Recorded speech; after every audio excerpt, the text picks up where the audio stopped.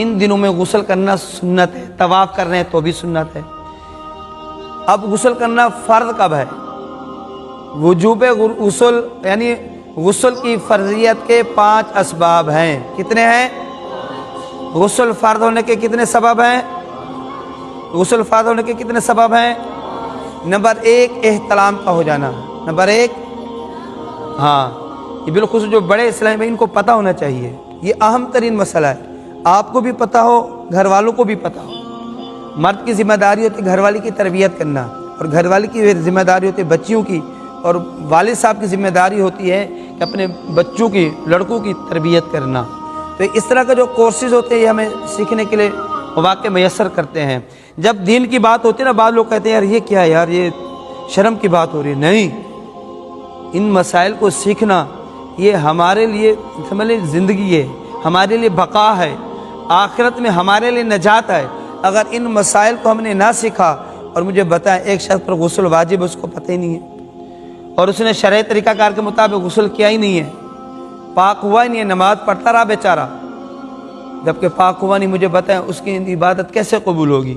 اور یہ بولے اللہ قبول کرنے والا ہے جی، اللہ غفور الرحیم ہے، یہ تو نظر آ رہا ہے، یہ نظر نہیں اللہ جبار بھی ہے، اللہ قہار بھی ہے، یہ چیزیں بھی نظر آنی چاہیے۔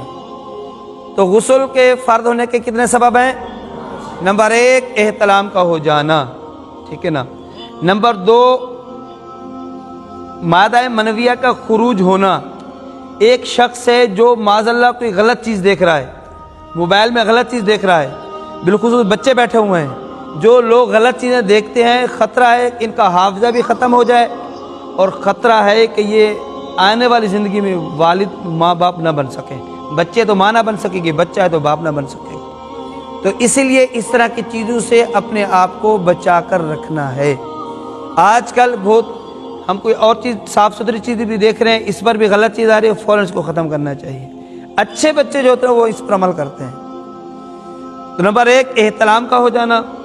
نمبر 2 کوئی ایسی چیز دیکھنا، غلط چیز جو برائی پر مشتمل ہو، اور اس وقت تو احتلام مادہ منویہ کا خروج نہ ہونا، لیکن بعد میں خروج ہو جانا، چونکہ اس کی وجہ، اس کا ریزن پہلے تھا، وہ عمل کیا تھا جس کی وجہ سے یہ معاملہ ہوا ہے، اس کی وجہ سے اس پر بھی غسل کرنا واجب فرض ہو جائے گا۔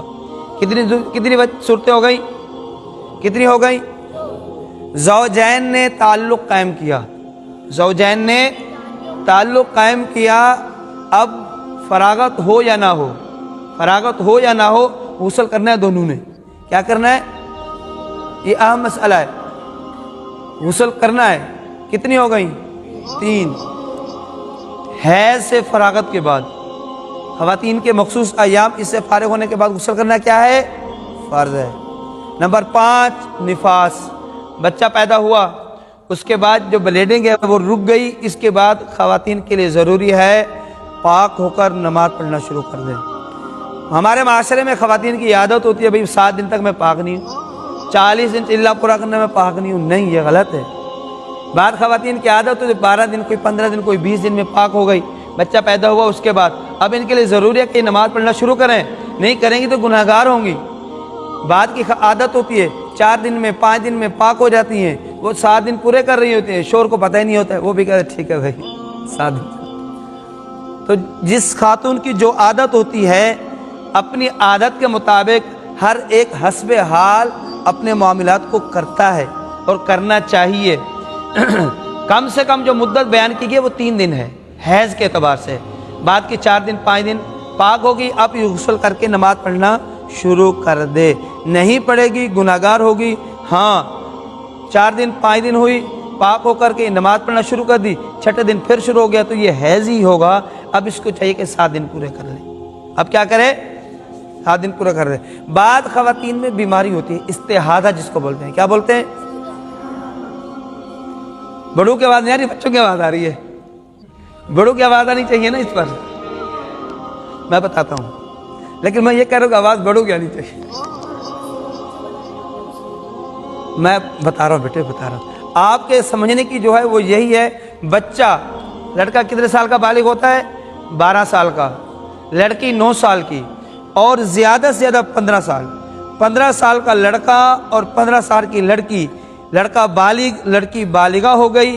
अब इनके ऊपर जो बालिग और बालिगा के अहकामात होते वो नाफिज हो गए, चाहे वो चीज़ें ज़ाहिर हो या ना हो, एहतलाम हो या ना हो। बच्चा जब बालिग होता है तो उसको एहतलाम होता है, मादा मनविया का खुरूज होता है, सोते में एहतलाम हो गया या इस तरह कोई सादर, इसी तरह बच्ची है उसके भी मामलात होते हैं, तो माँ बाप को इस चीज़ को पता चल जाता है। बिलफर्ज ये चीज़ें ना भी हों, 15 साल की उम्र हुई, बच्चा है वो बालिग हो गया, बच्ची है तो वो भी बालिगा हो गई। इस्तेहादा बाद ख़वातीन में बीमारी होती है और बीमारी की वजह से उनकी मुस्तकिल ब्लीडिंग के मामलात होते हैं, तो इस सूरत में इनको शरीयत ने रियायत दी है, ये इस बीमारी की हालत में माजूर है, ये नमाज पढ़ सकती हैं। ये क्या कर सकती हैं? एक बंदा है जिसको कोई चीज़ लगी, अब बार बार ब्लीडिंग हो रही है, अब आप सुन चुके कि ये नजासत गलीज़ा है। क्या है? नजासत गलीज़ा है। अब अगर ये इसको तर्क करता है कि यार ये मेरा खून बह रहा है, ये रुक जाए, मैं नमाज पढ़ लूँ। अब ज़ोहर की नमाज़ पढ़ने के लिए इसने वज़ू किया, देखा तो फिर शुरू हो गया, और ज़ोहर से लेकर असर का वक्त गुजरा, इसने कोशिश की, ज़ोहर का पूरा टाइम गुजरा कि यार ये ब्लीडिंग जो हो रही है ना ये रुक जाए, नहीं रुकी। अब दीन इस्लाम कहता है, शरीयत कहती है ये माजूर है, इसको चाहिए एहतमाम करे, इसको कवर कर दे, मस्जिद आलूदा ना हो, जगह आलूदा ना हो, ब्लीडिंग हो रही तो होने दे, इस वज़ू के साथ इस वक्त की नमाज को पढ़ ले जो ज़ोहर की नमाज है। तो ऐसे शख्स को कहते हैं माजूर शरई। क्या कहते हैं?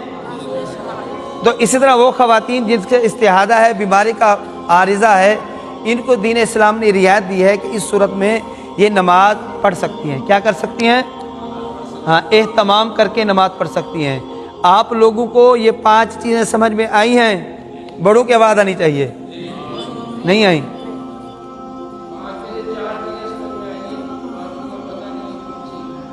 नंबर 1 बालिग बच्चा हुआ, एहतलाम हुआ। हाँ, नंबर 2 मैं अर्ज़ करता हूँ, आप समझें। नंबर 2 ताल्लुक़ कायम नहीं किया, कोई फहश मवाद देखा, कोई बुरा ख्याल जहन में लेकर आया, बुरा ख्याल जहन में लेकर के आया जिसकी वजह से मादा मनविया अपनी जगह से हट गया, मादा मनविया अपनी जगह से हट गया। अब ये उस ख्याल से अपने आप को उसने हटा दिया है, अब ये पुरसुकून हो गया है, लेकिन थोड़ी ही देर बाद डिस्चार्ज हो गया। अब ये जो डिस्चार्ज हुआ है, ये असल इसकी वजह वो थी, पहले बुराई की तरफ जहन जाना, दिल जाना, उस अमल की वजह से ये अमल हुआ। अब इसके ऊपर गुस्ल करना क्या हो गया है? एक शख्स है जिसने वजन उठाया, क्या किया है? एक शख्स है जो बीमारी में मुब्तला है, कमजोरी इस कदर नकाहत हो गई, अब इसका मादा मनविया खारिज होता, अब इसका वुजू तो टूटेगा, वुजू करेगा लेकिन गुस्ल नहीं करेगा, गुस्ल इसके ऊपर वाजिब नहीं होगा। क्यों? गुस्ल के वजूब के ये 5 असबाब हैं, ये आपको पता होने चाहिए, बिलखुसूस जो बड़े हजरात हैं। 2 ये हो गए, एहतलाम और जानबूझकर फोश मवाद गलत चीज़ को देखना, और मादा मनविया अपनी जगह से हट जाना, बाद में अगरचे दूसरे मामलात में मसरूफ़ होना और मादा मनविया का खुरूज होना। इसकी असल वजह यही थी, पहले जो अमल किया गया था इस वजह से ये अमल हुआ, तो अब इसके ऊपर गुस्ल करना क्या है? वाजिब। कितनी हो गई? ये बातें समझ में आ गई हैं, ये 2 चीज़ें समझ में आ गई।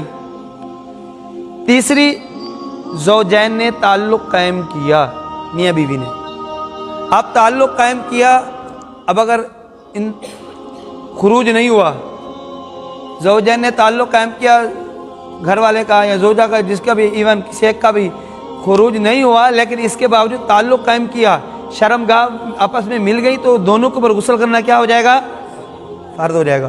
कितनी हो गई? और उसके बाद पीरियड के अय्याम होते हैं, हैज़, कितने हो गए? और बच्चा पैदा होने के बाद कितने हो गए? समझ में आ गए सबको? बड़े हजरात को समझ में आ गई ये बातें? समझ में आ गई? सबको समझ में आ गई? ये अहम तरीन है। अब ये बताएं गुस्ल के फ़र्ज़ कितने हैं? जी यान, हाँ, कितने हैं? कितने हैं? ایک بندے سے پوچھا کہ غسل کے کتنے فرائض ہیں؟ انہوں نے کہا 3۔ کون کون سے؟ نمبر 1 تیل، نمبر 2 تولیہ، نمبر 3 صابن۔ تو یہ علم سے دوری، علم سے ان باتوں میں شرمانا نہیں چاہیے۔ اب مجھے یہ بتائیں، جس گھر کے اندر جنبی ہوتا ہے، یعنی وہ شخص، وہ مرد یا عورت جس کے اوپر غسل جنابت طاری ہو، چاہے زوجین نے تعلق قائم کیا ہو، بچہ ہے اس کا احتلام ہو گیا ہو، اب شرم کے مارے یار غسل کروں گا، ابو کیا بولے گا، امی کیا بولیں گی، یہ کیا بولے گا، اور یہ غسل کرنے نہیں جا رہا۔ اب اس گھر میں رحمت کے فرشتے نہیں آ رہے ہیں، اس گھر میں بے برکتی ہو رہی ہے۔ کس وجہ سے؟ اس عمل کی وجہ سے۔ تو جو بچے ہوتے ہیں، بالخصوص جب بالغ ہوتے ہیں، ان کو بہت خیال کرنا ہوتا ہے۔ ماں کو تو نہیں بتا سکتے نا، نہ ماں اتنا وہ کرے گی۔ تو ان بچوں کو چاہیے، اگر احتلام ہو جاتا ہے اور پاجامے کے اوپر مادہ منویہ لگا ہوا ہوتا ہے، تو اس کو خود سے دھو لیں، تاکہ امی جب کپڑے دھوئے گی واشنگ مشین میں، اگر یہ ناپاک پاجامہ جس کو مادہ منویہ لگا ہوا ہے، اس کو بھی والدہ نے واشنگ مشین میں ڈال دیا اور پانی ڈالا اور دیگر کپڑے بھی ڈالے جو میلے تھے، ناپاک نہیں تھے، کیا تھے؟ لیکن یہ صاحبزادے کا پاجامہ گیا تو سارے کپڑے کیا ہو گئے؟ چمک تو جائیں گے، صاف ہو جائیں گے، اجلے ہو جائیں گے، لیکن پاک کتنا اہم مسئلہ ہے۔ اور ہمارے بچے شرماتے ہیں۔ تو یہ اس طرح کے کورسز ہوتے ہیں، ان سے پھر یہ چیزیں سیکھنے کو ملتی ہیں۔ ہمیں خود بھی کوشش کرنی ہے۔ کل میں نے کہا تھا 2 بندے لائے ہیں، آج کون 2 بندے لائے؟ مجھے حاضری لگوائیں۔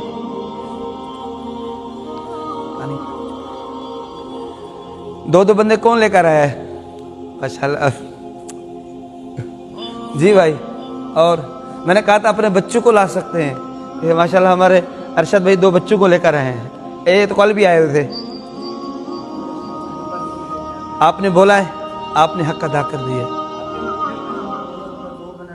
ہاں شاہ صاحب مجھے یہ بتائیں، یہ کتنا اہم مسئلہ ہے؟ یہ مسئلہ والد اولاد کو بتا سکتا ہے، ماں بچوں کو بتا سکتی ہے۔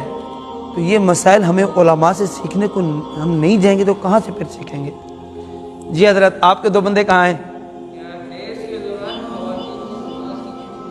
جی ہاں، جی ہاں، نماز کی رخصت ہے نا، اس لیے تو میں نے عرض کیا ہے کہ بھائی جس کی 4 دن کی عادت ہے، 4 دن کے فوراً بعد پاک کو نماز پڑھنا شروع کرے۔ بھائی دین اسلام نے اس کو پہلے دن ریلیف دیا ہے۔ حید کے دنوں میں نمازیں جو قضا ہوتی، اس کی قضا بھی نہیں کرنا ہوتی، سمجھ، اتنے ریلیف دے دیا ان کو۔ لیکن پھر بھی اگر وہ اس چکر میں کہ نہیں جی 7 دن پورے کرنے ہیں، تو یہ چیز درست نہیں ہے۔ تو یہ ہم کس نے بتانی ہے؟ ہم نے بتانی ہے، یہ چیزیں ہم نے بتانی ہے۔ سب نے بتایا نہیں ابھی تک، 2 کون نہیں لایا، کون لے کر آئے وہ تو بتا دیں بھائی، یوں ہاتھ کھڑا کریں۔ تارک بھائی 2 بندے لائے ماشاءاللہ، جاوید بھائی لائے 2 بندے، پیغام دیا تھا۔ آپ کوشش جاری رکھیں، آپ کوشش جاری رکھیں۔ اپنے موبائل میں دیکھا کریں، نمبر ہیں اتنے ہیں۔ اچھا یار اس کو میں بولتا ہوں، یار ہماری مسجد میں نماز کورس ہو رہا ہے، یار آپ آ جاؤ، صرف 1 گھنٹہ ہوتا ہے، 1 گھنٹے سے زیادہ انشاءاللہ ٹائم نہیں لیں گے، اور آپ ان کو بتائیں، وہ چیزیں سیکھنے کو ملتی ہیں۔ آپ ان کو اپنا تجربہ شیئر کیا کریں، جو چیز سیکھ ان کو بتایا کریں، تو انشاءاللہ فائدہ ہوگا، ٹھیک ہے نا؟ آج کتنے بندے آئے ہوئے طارق بھائی؟ 42 ہیں۔ کل کتنے تھے؟ 35 تھے۔ میں نے کہا 2 آئیں گے تو ہیں، کل بھی 40 ہی تھے ابتدا میں، بعد بچے اٹھ کر چلے گئے تھے۔ بیٹا 1 گھنٹہ ہی کریں گے، 1 گھنٹے سے زیادہ ٹائم نہیں لیں گے، ٹھیک ہے نا؟ تو آپ بیٹھا کریں۔ کل 1-2 سوالات آ گئے تھے جس کی وجہ سے پھر مزید آگے بڑھ گئے تھے۔ اچھا یہ 5 سب کو سمجھ میں آ گئی؟ آگے چلیں، اور آپ کو یہ احتیاط بھی سمجھ میں آ گئی، بالخصوص وہ بچے جو بالغ ہو رہے ہوتے ہیں ان کو یہ احتیاط کرنی ہے۔ اسی طرح سے موئے زیر ناف بال، ان کو بھی 40 دن کے اندر صاف کرنا ہے۔ بغل کے نیچے کے بال، ان کو بھی 40 دن کے اندر صاف کرنا ہے۔ زیادہ تاخیر کرنا یہ اچھی چیز نہیں ہے، گناہ گار ہو رہا ہوتا ہے پھر وہ، ٹھیک ہے نا؟ یہ چیز سمجھ میں آ گئی؟ اب چلے آگے جی۔ ناف سے لے کر جہاں تک انسان کر سکتا ہے، ٹھیک ہے نا، وہاں تک جہاں تک بآسانی ہو، آسانی نہ ہو، تکلیف ہو، آزمائش ہو تو پھر اس سے اجتناب بہتر ہے، ٹھیک ہے۔ اچھا، ایک اہم ترین مسئلہ یہ بھی ہے، غسل ہم نے کرنا ہے با پردہ انداز میں۔ بعض اوقات ایسا پاجامہ پہن لیا جاتا ہے جس کی وجہ سے بے پردگی ہو رہی ہوتی ہے، اس کا ہم نے بہت خیال کرنا ہے، اس کا ہم نے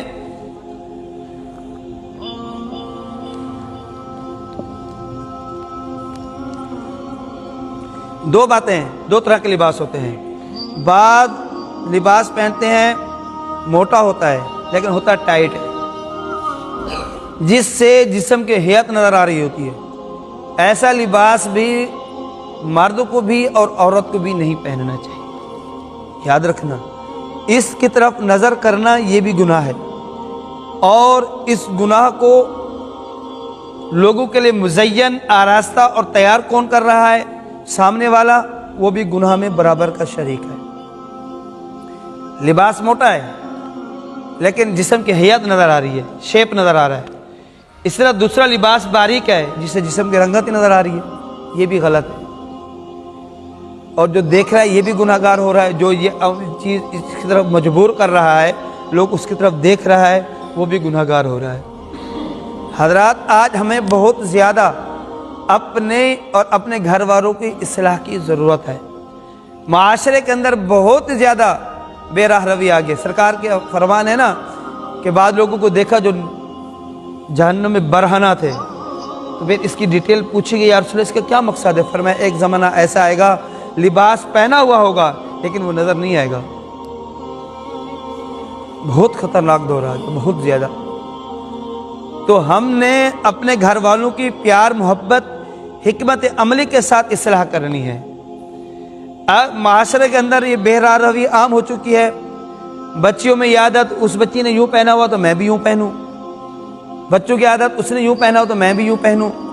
اپنے بچوں اور بچیوں کو امہات المؤمنین، صحابہ کرام اور اسی طرح سے اہل بیت اطہار اور اولیاء کرام، ان نیک لوگوں کو رول ماڈل بنا کر پیش کیا کریں، ان نیک لوگوں کو رول ماڈل بنا کر پیش کیا کریں۔ میرا بیٹا وہ ایسا لباس پہن رہا ہے، شارٹ پہن رہا ہے، باپ خوش ہو رہا ہے۔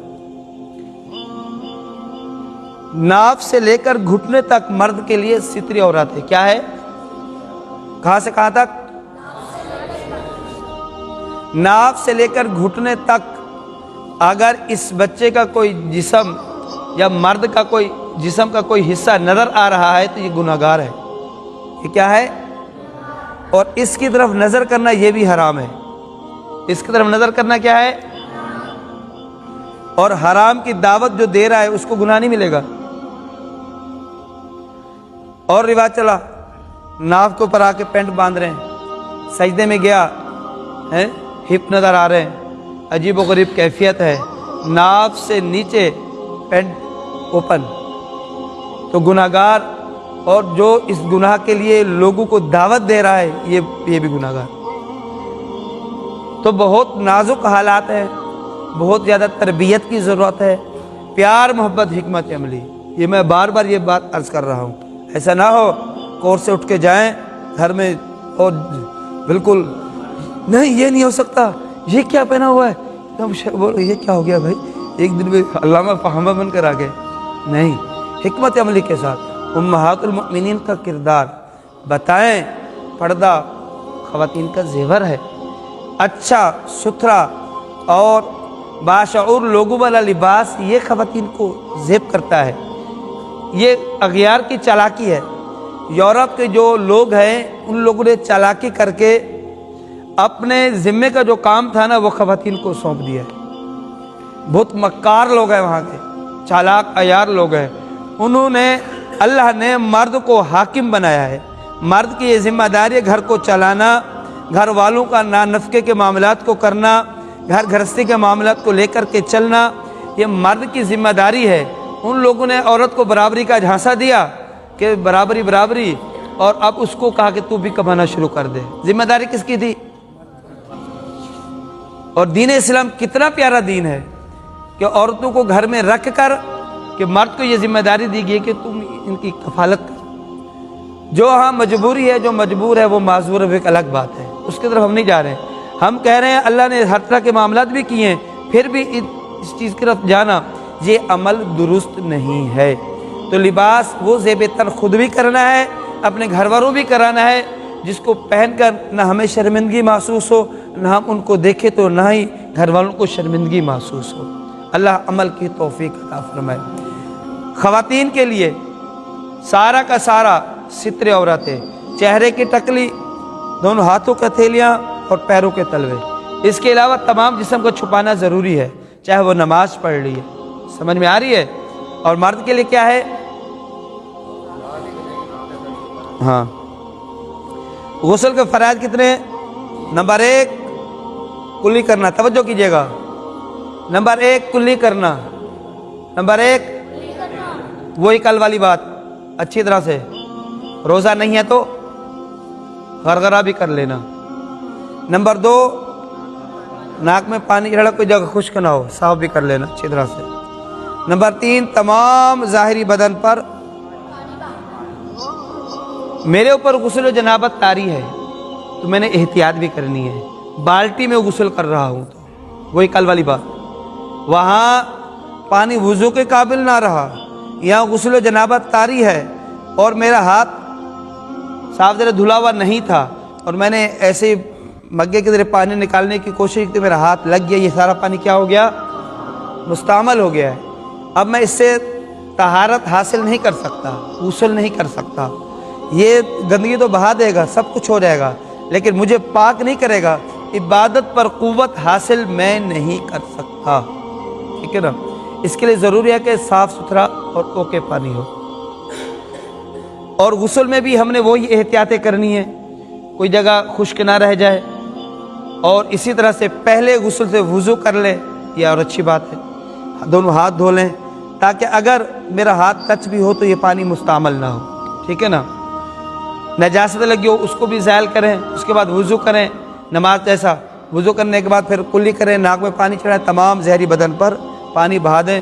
اس سے پہلے پاک ہونے کی نیتیں بھی کریں گے تو آپ کو اس پر اجر و ثواب ملے گا. غسل کا طریقہ یہ سمجھ میں آ گیا آپ سب کو؟ کتنے فرائض ہیں؟ Number 1، number 2، number 3. اچھا، اسی سے ایک ملتی جلتی بات ہے. بعض لوگوں کو وسوسے بھی آتے ہیں، ان کو غور کرنا ہے کہ ہم غسل خانے میں پیشاب تو نہیں کرتے. غسل خانے میں جہاں نہایا جاتا ہے، ویسے تو واش روم یا اٹیچ ہی ہوتے ہیں سارے ہمارے گوہر گرین میں، تو لیکن جہاں پر بندہ نہا رہا ہے، نہانے کے لیے بیٹھا ہے، اس وقت وہ پیشاب تو نہیں کرتا ہے. اگر اس وقت اس کی پیشاب کرنے کی عادت ہے تو ایسے بندے کے لیے ایان وہ ٹائم تو نہیں ہوا ہے. اچھا، تو جہاں پر غسل کرنا ہے وہاں پر پیشاب کے اگر کرنے کی عادت بن گئی تو خطرہ ہے یہ بندہ وسوسوں میں مبتلا ہو جائے گا. نماز پڑھ رہا ہے تو وسوسے آ رہے ہیں، کہیں جا رہا ہے تو وسوسے آ رہے ہیں، دکان کی طرف جا رہا ہے تو وسوسے آ رہے ہیں، کاروبار کی طرف جا رہا ہے تو وسوسے جا رہے ہیں، فیکٹری میں جا رہا ہے تو وسوسے آ رہے ہیں. تو اس کے لیے اس نے غور کرنا ہے، میری عادت تو نہیں ہے، اگر عادت ہے تو اس کو ترک کر دے. اسی طرح بعض لوگوں کی WC کا رخ کعبے کی جانب ہوتا ہے، یہ بہت ظلم ہے. ہم سلام پھیرتے نا یوں، تو کعبے سے اتنے رخ پر ہونی چاہیے. ٹھیک ہے نا؟ اتنے رخ پر ہونی چاہیے، 90 سینٹی گریڈ کہتے ہیں کہ اتنی. اور یہ باقاعدہ جو پلمبر حضرات ہوتے ہیں ان سے مشاورت کے بات کریں.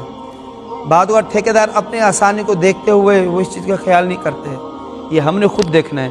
میں یہاں آیا، میں نے بالخصوص یہاں کی کنسٹرکشن تعمیرات کے حوالے سے، یعنی کعبے کو انہوں نے اس انداز سے رکھا ہے، گھر میں بندہ سو رہا ہو نا، چاروں طرف پیر کر رہا ہو نا، کعبے کی طرف ٹانگیں نہیں ہوں گی اس کی. یہ ایک بندے نے جس نے بھی کیا سوچ سمجھ کے کیا ہوگا، اور یہ ایک خوش آئین ہے، اچھا عمل ہے. تو ہم اس چیز کا خیال کرنا ہے، کعبے کا ادب ہمارے پیش نظر ہونا چاہیے. کسی کے WC اگر درست نہیں ہے تو چاہیے اس کو درست کر لے. کب کب غسل کرنا مستحب ہے؟ وقوف عرفات، وقوف مزدلفہ، حاضری حرم، یہ چیزیں میں عرض کر چکا. اچھا ہمارے اس کورس میں نا بھی بہت ساری ایسی چیزیں ہوتی ہیں جو میں سکپ کرتا ہوا جا رہا ہوں کیونکہ ٹائم کتنا ہے، تو وہ چیزیں بتاتا ہوں جو اہم ترین چیزیں ہوتی ہیں، ٹھیک ہے نا۔ کل ہم نے اذکار نماز کے حوالے سے کیا کیا سیکھا تھا؟ صلاۃ سبحانک اللہم پڑھا تھا نا، کون سنائے گا؟ سنائیں۔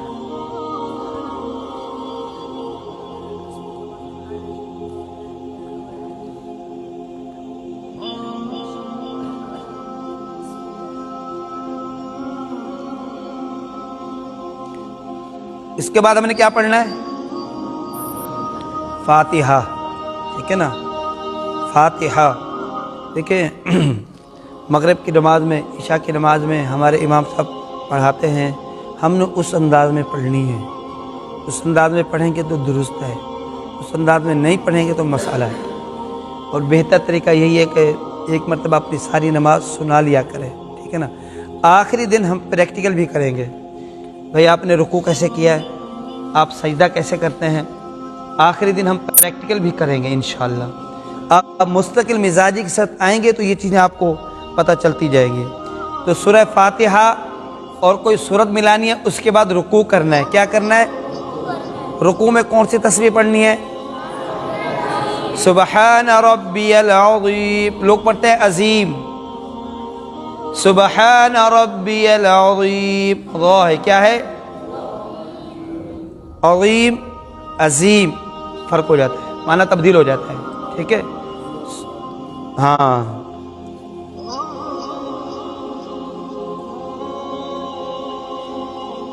اچھا، ہمارے اس کورس کے اندر عقائد کے متعلق بھی ہے نا۔ کل جو تھا وہ اللہ کریم کی ذات کے بارے میں تھا۔ ہم سب کو پیدا کرنے والی ذات کون سی ہے؟ کس کی ذات ہے؟ کیا اللہ تبارک و تعالی کسی کی اولاد ہے؟ نہیں۔ اگر کوئی شخص اللہ تبارک و تعالی کا شریک کسی کو ٹھہرائے تو وہ کیا ہوگا؟ دائرہ اسلام سے گیا، اس نے حدود اللہ کو پامال کیا ہے، ٹھیک ہے نا۔ روزی دینے والی ذات کس کی ہے؟ بعض اوقات ہم نماز کا ٹائم ہوتا ہے، ہم اپنے کاروبار کو آف نہیں کرتے ہیں، غور کریں۔ اللہ پرندوں کو بھی رزق دیتا ہے، جانوروں کو بھی رزق دیتا ہے، سمندر میں موجود مچھلیوں کو بھی رزق دیتا ہے۔ اور بعض مچھلیاں تو اتنی بڑی بڑی شارک مچھلی، اس طرح کی اور بڑی بڑی مخلوق اللہ کی ہوتی ہے جو کئی ٹن پر مشتمل گوشت کھاتی ہے۔ اللہ ان کے لیے بھی اسباب پیدا کرتا ہے، اللہ ان کو رزق عطا کرتا ہے، مگر حضرت انسان اپنی دکان کو بند کرنے کے لیے تیار نہیں ہوتا۔ یار دکان بند کروں گا، نماز کے لیے جاؤں گا، کسٹمر نہ آ جائے۔ تو جو رب ہم دکان کو بند کر کے جائیں گے، جو رب پہلے کسٹمر بھیج رہا تھا، رب تبارک و تعالیٰ کی نافرمانی کر رہے تھے پھر بھی کسٹمر آ رہا تھا، ہم اللہ کی اطاعت کریں گے تو کیا رب کسٹمر نہیں بھیجے گا؟ اللہ بھیجے گا۔ ہمارا رب کی ذات پر یقین تو ہونا۔ ہم رزق کے چکر میں تو گھومتے ہیں لیکن ہم رزاق کو بھلا بیٹھتے ہیں۔ رزاق کون ہے؟ رزق دینے والی ذات کس کی ہے؟ شفا دینے والی ذات کس کی ہے؟ بندے کی مشکلات کو دور کرنے والی ذات کس کی ہے؟ کسی کی جوان اولاد دنیا سے چلی جائے تو بعض اوقات یہ شکوے نکلتے ہیں، اللہ ظالم ہے، جوان اولاد لے لی۔ اللہ کی ذات کی جانب اس طرح کے الفاظ منسوب کرنا درست نہیں ہے۔ اللہ تبارک و تعالیٰ کی ذات کی جانب اس طرح کے غلط الفاظ منسوب کرنا درست نہیں ہے۔ اللہ 70 ماؤں سے بڑھ کر اپنے بندے سے پیار کرتا ہے۔ اللہ کا صفاتی نام میں سے ایک نام حکیم بھی ہے۔ اللہ کی جو کام ہیں، جتنے کام ہیں، کوئی بھی کام حکمت سے خالی نہیں ہے، کوئی بھی کام حکمت سے خالی نہیں ہے۔ اگر اللہ تبارک و تعالی نے اولاد بھی لے لی نا، اس میں بھی اللہ کی حکمت ہے۔ ہم نے رب کی رضا میں راضی رہنا ہے، رب کی رضا میں راضی رہیں گے تو اللہ تبارک و تعالی اس پر اجر عطا کرے گا۔ ڈاکٹر دوائی دیتا ہے، شفا کون دیتا ہے؟ بادل بنتے ہیں، بادل وسیلہ بنتے ہیں، بارش ہوتی ہے، بارش برسانے والی ذات کو کس کی ہے؟ اللہ بغیر ماں باپ کے اولاد عطا کرنے پر قادر ہے کہ نہیں ہے؟